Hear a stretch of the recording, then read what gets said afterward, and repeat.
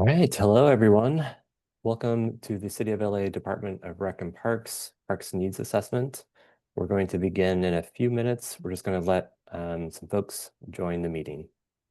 Muy buenas tardes a todos y bienvenidos a la Ciudad de Los Ángeles, Departamento de Recreaciones y Parques, evaluación de las necesidades de los parques. Vamos a esperar unos minutitos para que todos se conecten a la reunión.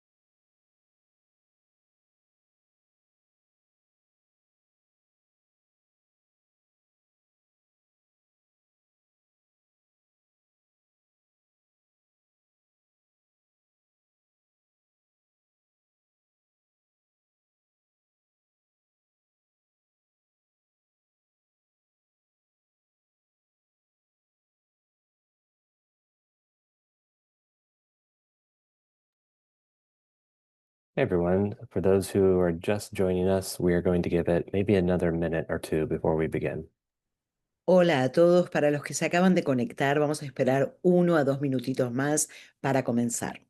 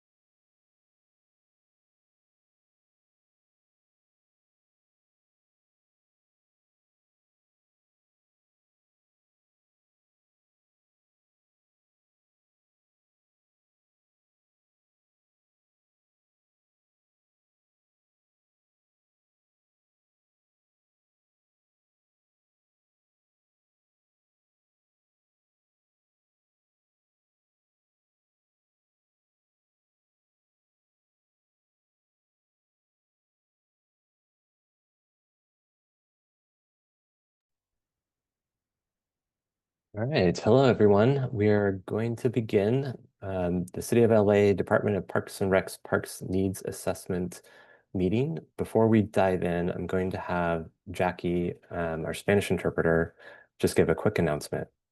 Muy buenas noches nuevamente y bienvenidos a la Ciudad de Los Ángeles, Departamento de Recreaciones y Parques, evaluación de las necesidades de los parques. Esta noche la reunión será interpretada al español simultáneamente. En la parte de abajo a la derecha de la pantalla, ustedes van a ver un globo terráqueo. Pulsen en el globo terráqueo, ahí pueden escoger su idioma de preferencia, en este caso español. Gracias. Thanks, Jackie. So again, we're here with the City of LA Department of Parks and Recs for the Parks Needs Assessment. We're going to be going through a deep dive for this meeting, going through the classifications, level of service, and guidelines.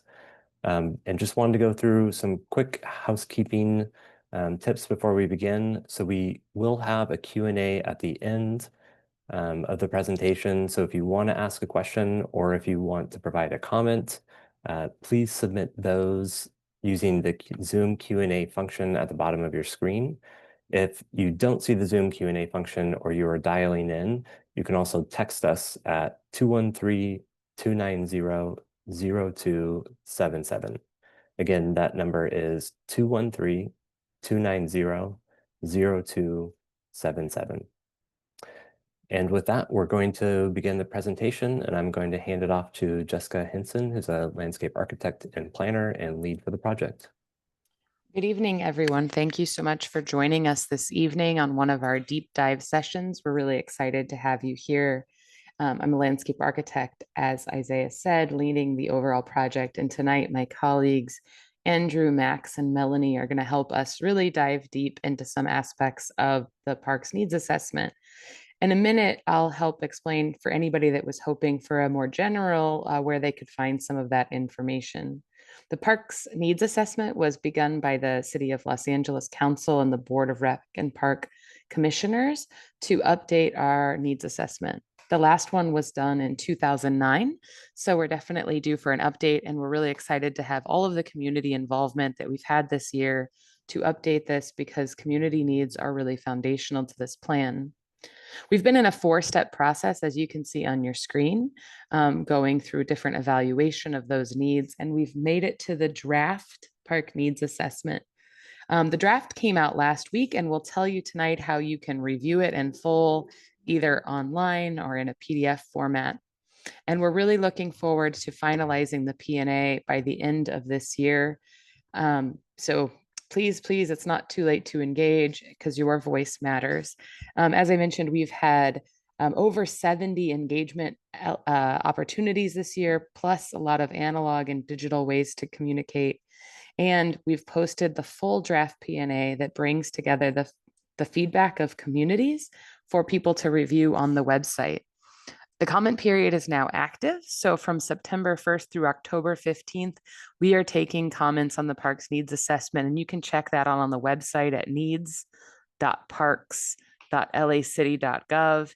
We're going to put a lot of links in the chat tonight for people that want to be able to find things on the website. So we'll put this link in the chat as well as some other things, and really invite you or others that you might know to check out the draft.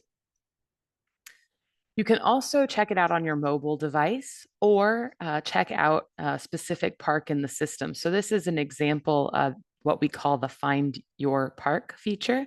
You can do it online through a web browser or also on your mobile phone at that website. And if you go to the upper bar, the navigation bar, you can click the Find a Park icon, and this will give you specific information. You can either select your park on a map or from a list, and check out information specifically about all the conditions that we've analyzed over the city. Over 500 different parks have been analyzed and the different conditions of amenities at each of those parks. Check it out. Tonight, we're doing, like I mentioned, a deep dive into one section of the P&A, which is the guidelines, classifications, and level of service. This is a section that was really born out of a lot of the feedback we got from community members, because not only did people want to know what we were prioritizing, but how we would go about as a city making those updates. And so the guidelines, classifications, and level of service really define those values and systems that help make our park system work. If you came tonight and you were hoping to hear a more general update on the project, we have a recording online that you can check out. If you'd rather watch that, I won't be offended if you step out of this meeting now. Of course, we hope you'll stay and hear more about the deep dive, but feel free to check out the general update online as well. The city operates or owns around 500 park sites at 16,000 acres around the city of Los Angeles and almost 100 miles of trails. We have a varied system. It's amazing the range of different types of parks and facilities we have. If you arrange all of the different parks by their scale, this is a graphic we've been using this year, but you get a sense from the largest parks in the upper left-hand corner, like Griffith Park and Sepulveda, to our smallest parks. Our parks are very important to people in the city. And as you can see in this diagram, a lot of those parks are in the mid-size. So these are community and neighborhood parks that are really important to people and part of our daily lives. So all of these parks are very important as we think about the parks needs assessment. As we know, the Parks Needs Assessment defines a lot of key principles, and I'm going to turn it over to my colleague, Andrew, who's going to step us through what we call the guidelines part of the Parks Needs Assessment. And he'll introduce himself and then give a little bit more about what we're going to talk about in the deep dive tonight. Andrew? Thanks very much, Jessica. I'm Andrew Dobczynski. I'm a planner with Olin. And I'm going to walk you through at a high level what the guidelines section of the P&A includes. So as Jessica said, the guidelines are really a way for RAP to operationalize a lot of the things that we heard from residents throughout the process about how to address their needs. So the guidelines section defines key principles that should guide the implementation of projects and the ongoing operation of parks. And this provides RAP staff with a path to addressing the needs that have been identified. So within the guidelines section of the P&A, there are site planning guidelines, park classifications, ongoing engagement guidelines, and level of service standards. And we're going to walk through each of these in a little bit more detail tonight. All of the guidelines are tied to a capital life cycle. So all parks and recreation facilities have a life cycle. Land is acquired, there's a vision plan created for the site is designed, it's constructed, and then it's operated. And periodically, the site is evaluated to see how it's functioning. And this capital life cycle helps RAP systematically address when facilities should be maintained, when they should be renovated, repurposed, or replaced. So the guidelines that are part of the P&A can be used at various stages of this capital life cycle. So we're going to start with the site planning guidelines. The site planning guidelines provide a roadmap for designing new parks, but also for refreshing existing sites and evaluating whether improvements are needed. And the guidelines ensure that parks across LA are not only functional and beautiful, but also aligned with community expectations. So why does the P&A include the site planning guidelines? It's to try to help answer questions like, how can we make our park feel like it's more physically part of the neighborhood it's in? Or is our park organized in a way that makes it easy for people to use? Or where should the new playground go in a new mini park? So the site planning guidelines address a number of topics: design, infrastructure, context, different zones within the park, connectivity, wayfinding, and architectural elements. I'm not going to read through every single one of these. Please, we would love if you would explore these more within the draft P&A, but I'll point out a couple as we go through. So within design, that includes things like having a cohesive site layout or addressing native planting variety and using a system-wide design language. In terms of context, we're really talking about how does the park interact with its surroundings, including having buildings front facing the park, and also connecting with other county and regional park properties. In terms of connectivity, this section talks about how parks should be woven into the street grid that surrounds it, and how it should connect to trails both outside of the park and having the trails within a park be connected with each other. In terms of wayfinding, this includes gateways and having a universal wayfinding signage within parks. And in terms of infrastructure, this includes how people should be able to get to a park, and what kind of infrastructure there should be for making those journeys easier. So which parks should have transit stops, which should have parking, having safe crossings for pedestrians, bikes, and even horses, and what other infrastructure is necessary, including comfort facilities. The site planning guidelines also address different zones within a park, including things that should be across all zones, so universal elements like shade and seating, more intensive use areas that can accommodate lots of people at once, programmable gathering areas that are more flexible spaces that can be used for gatherings, recreation areas that includes traditional sports, casual use areas that are designed for more impromptu use, and natural system areas that really focus on the function and enhancement of natural systems. So within each of those zones, there are different types of elements that may or may not be appropriate in different types of parks. So the universal elements are pretty universal. They include seating, shade, and low impact development, best management practices. Things that might be appropriate in an intensive use area could be an event space or a dog park. Programmable gathering areas would include things like park shelters and seating. Recreation areas would include things like playgrounds and fields and courts. Casual use areas would include picnic areas, shade structures, and natural system areas might include things like natural space and community gardens. So within the P&A, Max is going to talk in a moment about different classifications of parks. For each of the different classifications of parks, there's a diagram that shows how some of these site planning guidelines might apply to that particular type of park, and also which ones may or may not be applicable to that particular type of park. So feel free to explore after Max goes into a little bit more detail about the classifications, how the different site planning guidelines might apply to a different particular classification of park. In addition to the kind of landscape features of a park, the site planning guidelines also include architectural design principles. So things like how to create buildings that for design excellence, and also how they could be more environmentally sustainable. And also tied to the different park classifications are how these architectural guidelines apply, showing how different combinations of architectural elements might be appropriate for a particular type of park. Now I'm going to turn it over to my colleague Max to talk about park classifications. Thanks, Andrew. So as Andrew's mentioned, a lot of the site planning guidelines are tied to the classifications. And so the city of Los Angeles has a wide range of recreation and park facilities.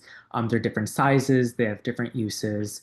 And so understanding the purpose and the function of each type of these park typologies is really important to ensuring equitable access, appropriate amenities, and efficient management. So the classification system is really used to kind of answer a few of these questions. So how will a new park that's coming into the system fit into the larger system as a whole? It may answer questions like, it's so hard to find parking around the park. Can't you just add a lot, even just a small one? And if there's extra space, can't you squeeze in a playground, a field, or a dog park? But these guidelines are really all here to help set mutual expectations. So the city of Los Angeles currently has 3 different park classifications: neighborhood parks, community parks, and regional parks. And as you can see here, there's some gaps within the number of acres. So neighborhood parks is 1 to 5, and then community parks starts at 15. And so if we go to the next slide, the current classification system doesn't do a great job of grouping parks together. So you can see here that the 105th Street Pocket Park is classified the same as Bee Canyon Park, which is 22 acres. And then within regional parks, we can see a 1-acre park as well as Venice Beach, which is over 160 acres. And so all of these are currently classified together. So the P&A seeks to kind of expand the classifications to help better set expectations across the rec and park system. So here we still have neighborhood parks, community parks, and regional parks. But within that, we started to expand a little bit. So within neighborhood parks, there may be mini parks, neighborhood nature parks, and large neighborhood parks, as well as things that didn't exist before, like linear parks or greenways, school-related sites, or other facilities like golf, beaches, or historic landmark sites. So we're going to quickly step through these.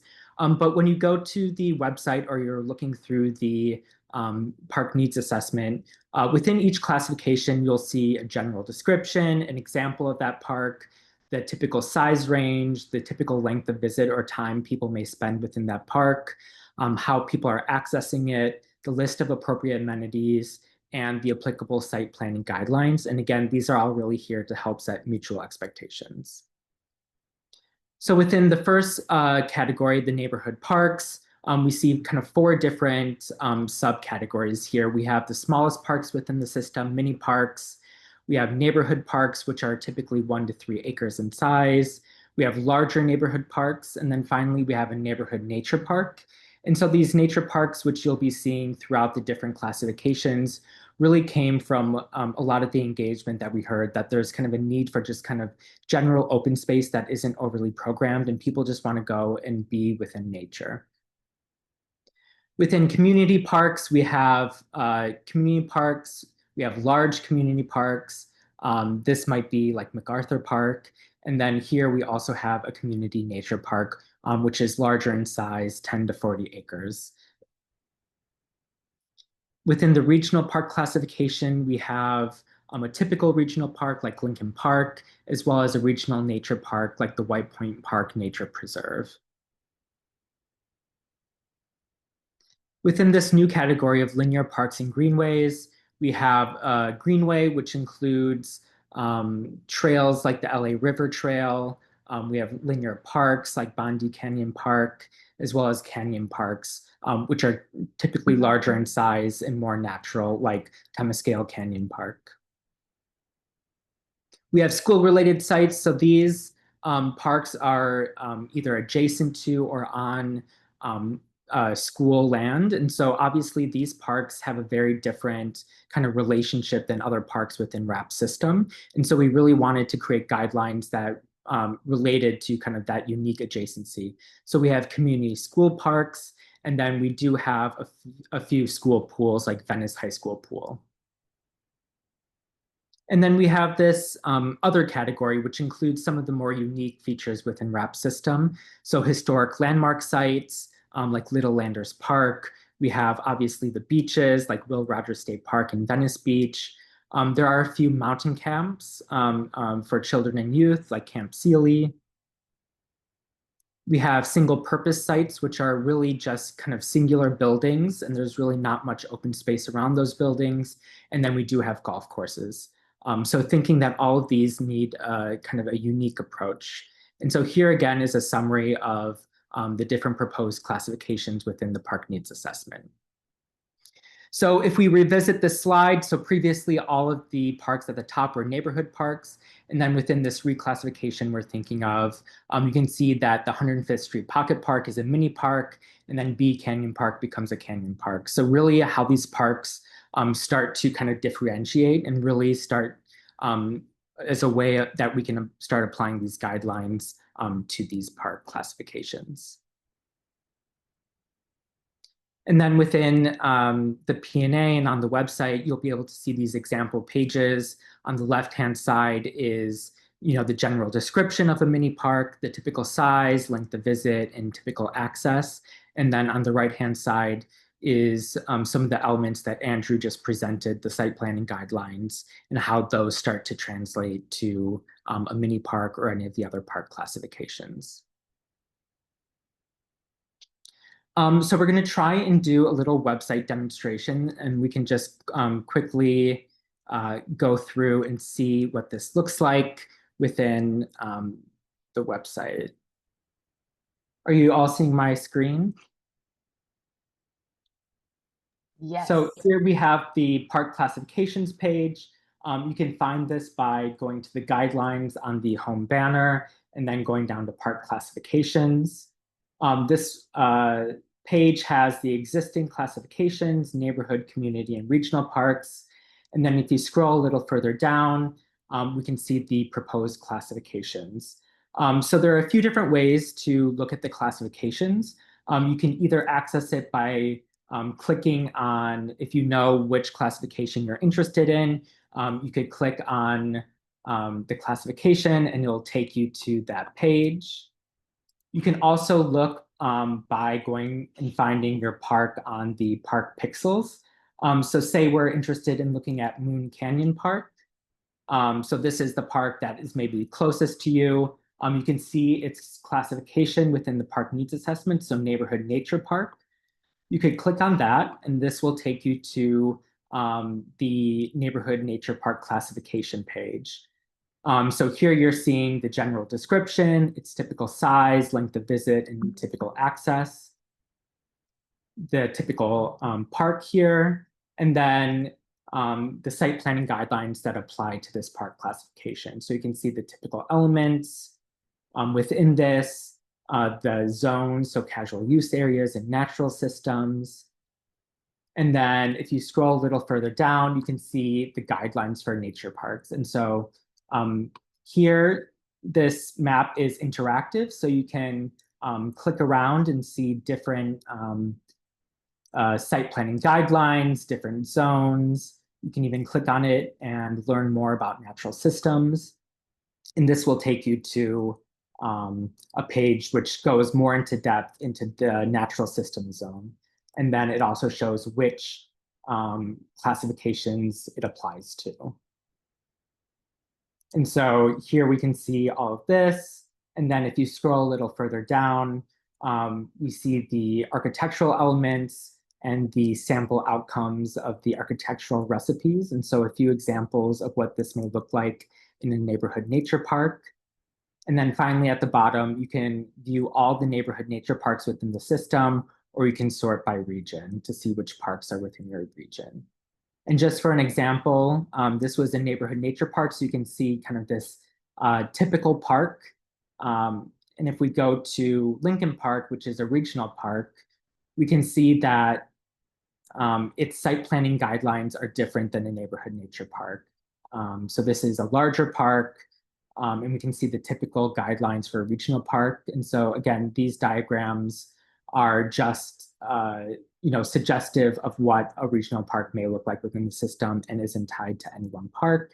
But you can see a lot of the different site planning elements that are in here and are different than the neighborhood nature park. Again, the architectural elements, and then you can see all the regional parks within the system or sort by region. So with that, I'll hand it back. And I think Melanie is going to take us into the next section for ongoing engagement. Yes, thank you, Max. All right, thanks everyone. So let's talk about engagement. So we've done a great deal of engagement throughout this whole process, but I'm sure some of you are wondering what happens after this process when a project is going to start up in your park or a new park is going to be built in your neighborhood. At what stage does the community get involved? Well, we've presented in the P&A an entire chapter of guidelines outlining how to involve the community and its stakeholders throughout the entire process of the capital life cycle. So why is this important? Well, throughout this year, we've seen that each neighborhood and park has a diverse set of needs. And then a lot of folks who live near and around those parks are knowledgeable and even vocal about it. So as Jessica said, these parks are super important to everyone, and we want those improvements to reflect what we're hearing from the diverse groups to make sure that RAP can aim for more inclusive and accessible public space.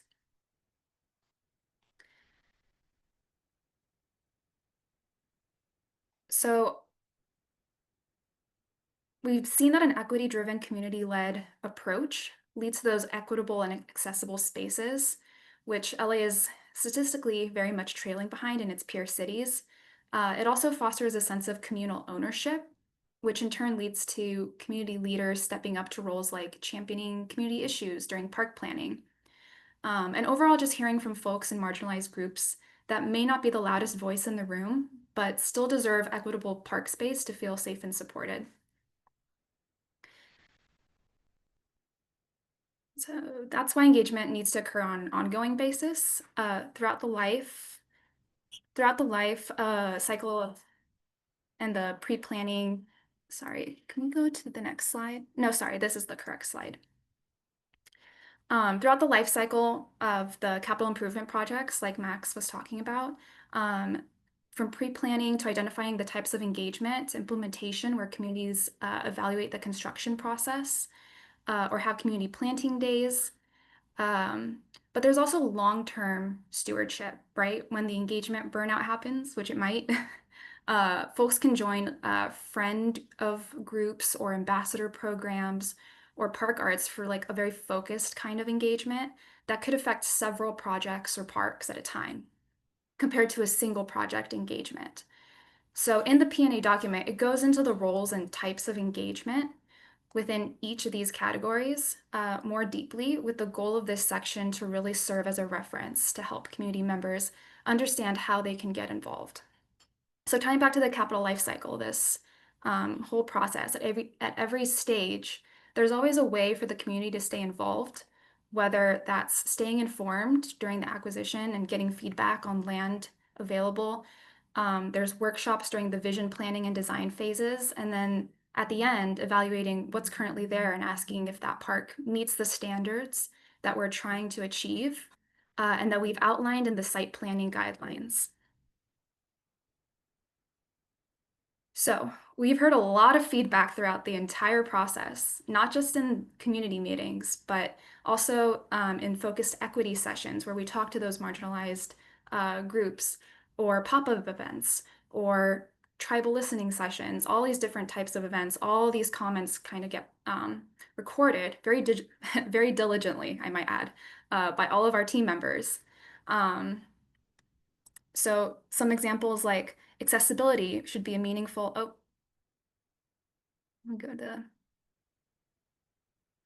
I guess I won't read all of those, but so this is an example of how we kind of take those takeaways and convert them into guidelines that inform the P&A. So for example, accessibility should be a meaningful part of the overall park experience and not something added later.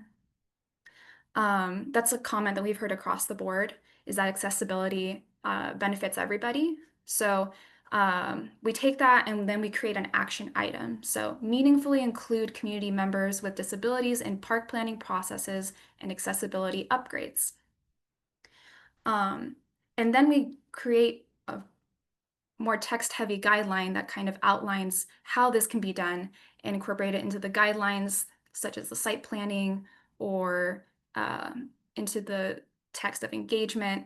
So you'll see this throughout the process, and that helps us and the planning process understand that equity is not just in like one section, but it is integrated throughout the entire process.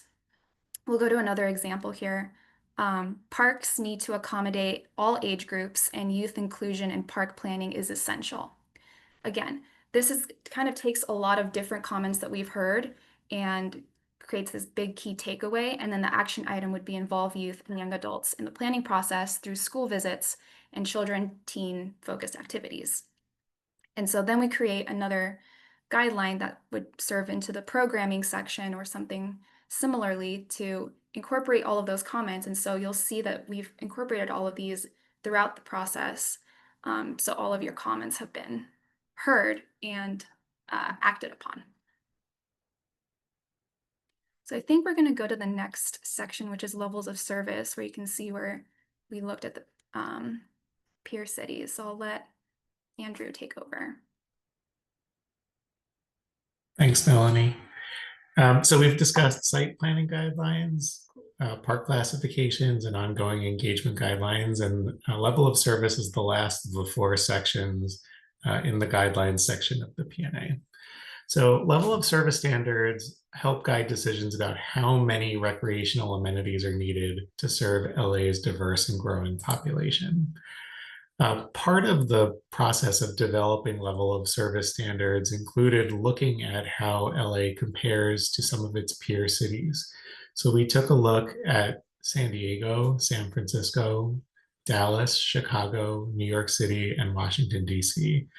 And these cities include both regional peers, so other peers that are within California, some peers that are similar in terms of population density or population makeup, and also some cities that typically rank very highly in terms of their park systems, like Washington, D.C., and also other large cities. So to help set a population-based level of service standard, we looked at 4 different data points. One is how many of those amenities does the city of LA have? So what is the current level of service? We looked at what the level of service is in those peer cities. We looked at what people said in the community surveys they thought their priorities were. And we also look at national participation trends for different types of activities.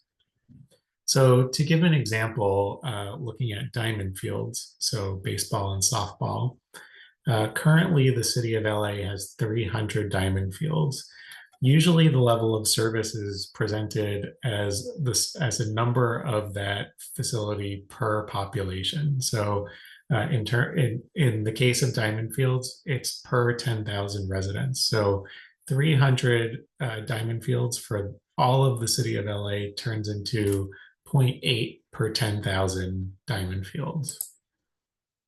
If we take a look at how that compares to the peer cities, we could see that LA and San Francisco are both down here at 0.8 per 10,000. And the other peer cities are providing more diamond fields per population than LA is, with the median of those peers being at 1.2. So taking a look at how LA compares to its peers, this might support the idea of raising the level of service for diamond fields. Moving on to the priority investment ranking, this is a measure of how important people said in the surveys diamond fields are. So compared to all of the other amenities that we asked people to prioritize, diamond fields ended up kind of in the middle or of that ranking. So that would support maintaining the current level of service. And if we look at national participation trends for both baseball and softball, there is growth in those sports. So nationally, those sports are growing by about 6% over the last 5 years. And that also might support raising the standard for diamond fields. So taking a look at where we are, how the city of LA compares to its peers, what people said in the surveys, and what national participation trends are, the recommendation was to raise the level of service from 0.8 per 10,000 to 1 per 10,000. So what would that mean in terms of number of fields? That actually means quite a few, even though this number is pretty small. When we take into account population growth, this means that by 2050, the city of LA would need 432 fields total to meet that level of service. So I'm going to jump over to another demonstration on the website, just so if you're interested in exploring this in more detail, you can see how to do that yourself. Okay, so just making sure my screen is switched. So from the home page of the PNA website, you can either scroll down to guidelines to get to the different guidelines that we talked about today, or you can go up to the menu at the top and pick which section of the guidelines you want to go to. So I'm going to click on level of service standards. And up at the top of the page, you can see more of a description, kind of like what I went through right now. You could read about the 4 different factors that went into setting the level of service standards. And if you scroll down, there's a summary table that explains for each of the different amenities that we measured, how many does the city have right now? What is the population that we compare it to? What the current level of service is, how that compares to the peer cities, what the priority investment rating is. So that's the community survey priority, the 5-year change in participation, and then what the recommended level of service is and what that means in terms of the total number of amenities needed by 2050. And you can click on each one of these amenities at the left to get to a more detailed page. So if I take a look, if I click on basketball hoops, for example, you can see what the current level of service is, what the recommended level of service is, what that means in terms of actual number of basketball hoops. And if you scroll down, you can see the different factors that went into the consideration for setting the future level of service. So the peer median, the priority investment rating, and the 5-year change in participation. So I can go back again, and if we wanted to take a look at another amenity, we could take a look at rectangular fields. Again, what the current level of service is, what the recommended level of service is, what that means in terms of number of fields. And then if we scroll down, we could take a look at how LA compares to its peers, what residents said in terms of the priorities, and then what the national participation trends are.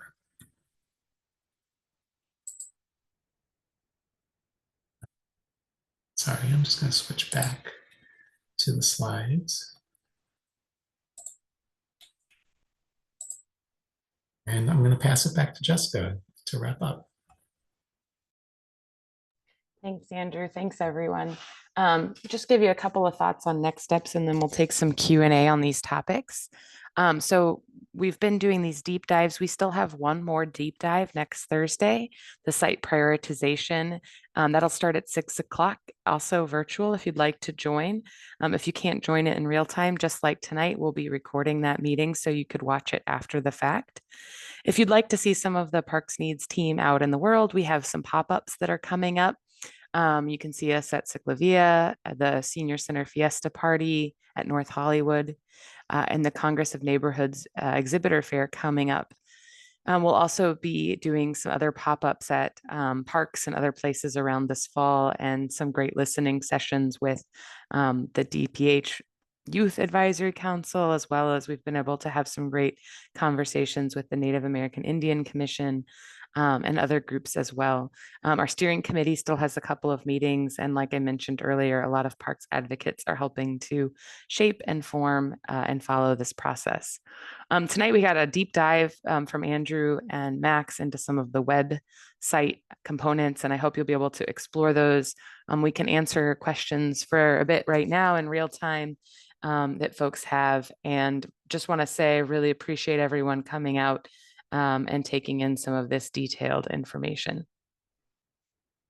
I'm going to turn it back to Isaiah now to just remind everybody how you can submit questions and questions that we can answer in real time here tonight. Yeah, thanks, Jessica. So again, to leave a question or a comment, please use the Zoom Q&A function. It should be at the bottom of the screen. It says Q&A. Or if you are dialing in by phone or can't use the Zoom Q&A function, you can also text us at 213-290-0277. I'll say that again for folks who are dialing in and can't see the screen. That's 213-290-0277. So again, make sure to get the questions in there, and we'll go through them as best as we can, one by one, and try to group those based on the broadest interest as well. So going through the first question here, we went through a huge amount of red tape to put in a butterfly garden in Valley Glen Park several years ago to be paid for by neighborhood council money and volunteers to plant. Insurance issues almost stopped the project. Then they really did not want us there. And after months, we got it through, and they said that we had to maintain it, and they would not. We accepted that. Then over a few years' time, the grounds crews destroyed the butterfly garden doing their maintenance. How can we trust the park crews? The council office won't tell us our park supervisor. What guarantees will you give us that this engagement won't be a waste of time and money? How do we change this red tape we went through? What about insurance that prevents us from working in the park? We need these ideas you present overseen by someone because what you envision is very different from our experience as the reality with Rec and Parks. It's kind of a few questions in there. Let me know if you want me to repeat any of those. Thanks, Isaiah. I think I have several of those and understand the issue. We have had questions across the city this year about when volunteer groups are allowed to work versus not, based on the city's liability policies that are in place and things that the city gets sued for. I think that's definitely the unfortunate reality of the litigious nature of our current just society, and certainly what our city is dealing with in terms of lawsuits. So it is unfortunate, but it certainly does limit the types of projects that volunteers are able to take on in the city. I think there are also sometimes there are some great volunteer groups, and then there's some other volunteer groups that I'm sure that this is a great volunteer group that's being mentioned here, but there are some that don't follow through, and then that creates a bad precedent for others. And so sometimes I think there's like, well, it becomes more challenging in terms of the capacity side. But one of the things we did talk about a lot this year is how different groups can engage. We talked about potential for more ambassador programs that could have volunteers. Or are there other ways, especially for nonprofits and advisory councils and groups in the city, to get more involved? So I do think that there is the hope for coming up with those processes. I would love for this person to, maybe help suggest what would be good places for those types of conversations. This sort of relates to what Melanie was talking about with the ongoing engagement. We've had over 30 groups engage in some of the equity conversations, which I think have been really productive for talking through some of the realities on the ground. I do think that, I can never make a guarantee of how something will turn out, but I do think that the parks needs assessment, once adopted, gives residents a adopted document to point to. And I think that's so critical, why a lot of people in the community asked for the guidelines portion to be included. And so I think it's really exciting that that's going to be in there. And Rec and Parks is excited too, because it helps clarify some of the roles. RAP continues to want to be better. They are understaffed. For those of you that caught the budget conversation last night, Rec and Parks has about half as many staff as they did in 2008 in terms of full-time staff, and about a third of the number of part-time staff that they had in those days. It does make it difficult to do operations and maintenance and project implementation. So I'll just affirm what this person is noting, that it's can be very challenging right now to get those types of projects implemented. And there is a lot of red tape in the city of Los Angeles. That is not incorrect. I think sometimes what happens is things get caught up for small issues. People mean well and they get caught up. Both members of the public or members of the government mean well, but then things get caught up and it keeps projects from getting implemented. Thanks for that. So you mentioned ongoing engagement. When is the last date to submit comments?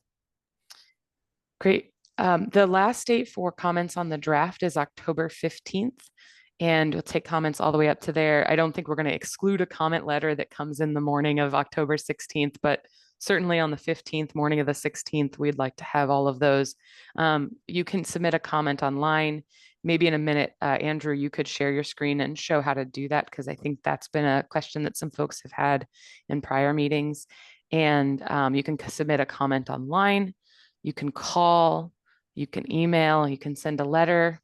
Send a fax if you're into faxing, but we'll take those comments in any form and get them in the log. I know some groups like neighborhood councils and others will be agendizing the parks needs assessment to discuss at a meeting. So we've tried to allow enough time for a month to go by for people to be able to have those conversations. Great, thank you. And related to that, the next question is, can you show us how to add or submit a comment on the website? Yeah, I'll let Andrew take that one. He's become a pro. So like Jessica said, there are a few different ways that you can submit a comment. So all of the content of the draft P&A is on the website. So as you're exploring all the different pages on the website, there is this tab at the bottom that says submit a comment on the P&A. If you click on this, you have two options. You can leave a comment regarding something really specific that you're seeing on the page that you're looking at the moment, or you can leave a comment regarding the P&A as a whole. So just to click this as an example, you can write your comment, your email address, and click the send comment button. Jessica also mentioned that in addition to providing comments on the website, through the website itself, if you scroll down to get involved, the other way to send comments is to look at more of a PDF version of the P&A, so more like a printed document. So if you click on this link, it'll bring you to a window that has the document version of the P&A. And what pops up is this sidebar that explains to you how to leave a comment. You can click the arrow to get rid of that, but you can click through the different pages of the P&A and then bring that sidebar back if you want to leave a comment. You could click on the plus sign, click on the thing that you want to leave a comment on, and provide your comment. I also just want to mention, because Jessica mentioned that you could download a PDF version of the P&A if you'd like. That's at the bottom of every page on the website. There is this link to download a PDF of the draft P&A.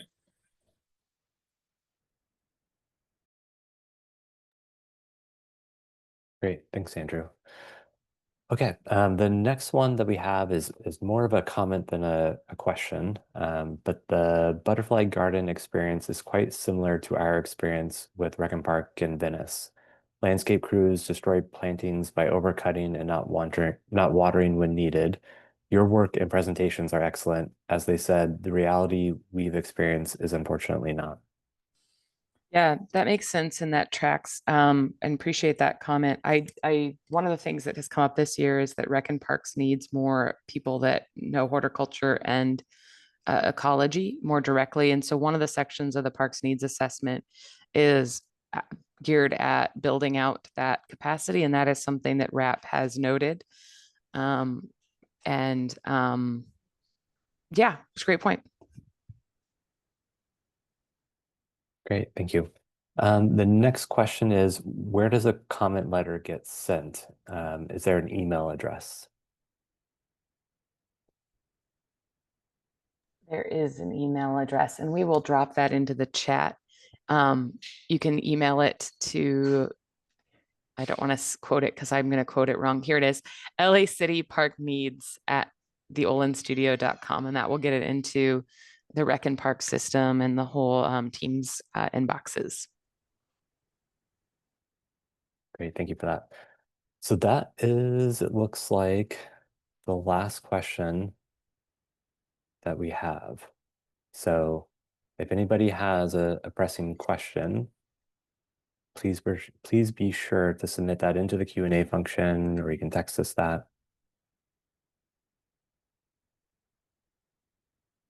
But it doesn't look like I'm seeing any that are being dropped in there now.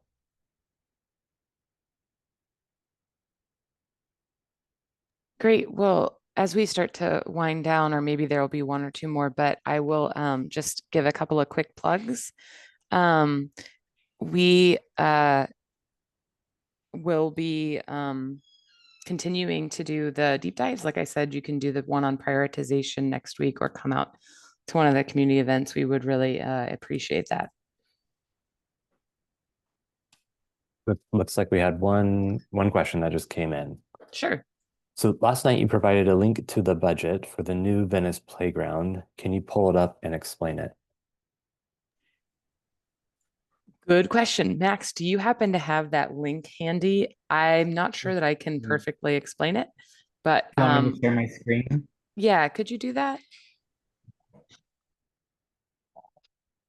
The link that Max sent last night is a board report for the Rec and Parks board, and this is a common way that allocations for funding are presented to the Rec and Parks Board of Commissioners. So Rec and Parks is overseen by a citizens board of 5 people who are appointed by the mayor, and a board report goes to them to allocate funding. They are the only group that can approve and allocate funding. So Rec and Park staff assemble a report like this. And generally the top of this sort of thing includes recommendations and what they're recommending in this particular case, where the different funds come from.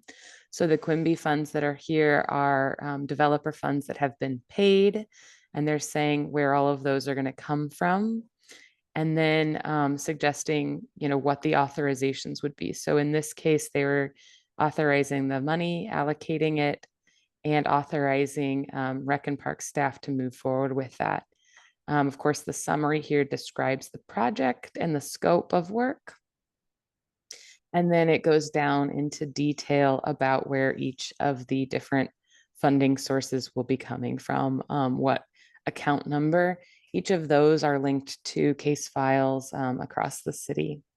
The one thing that's here, there's a contingency amount that is pretty common on design projects or construction projects to account for unknown or unpredicted costs.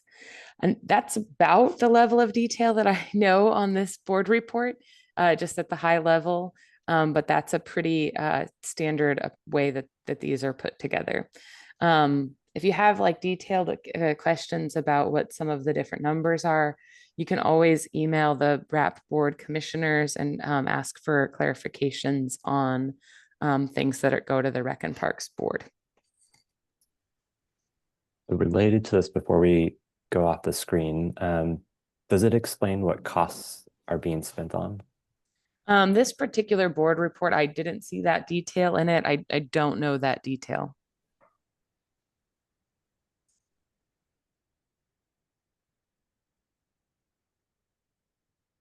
All right, thank you. Okay, we'll go to the next question. What can we do to get RAP supervised so they follow the P&A recommendations? They need oversight beyond the RAP commission because our experience has not been productive. I think the best thing I can say right now is we'll note that comment and share it with the RAP executive team and the board of commissioners and council members.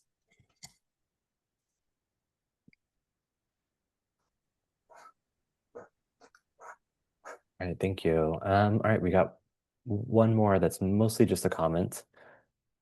We've submitted FOIA requests and have been given nothing. Please advise RAP.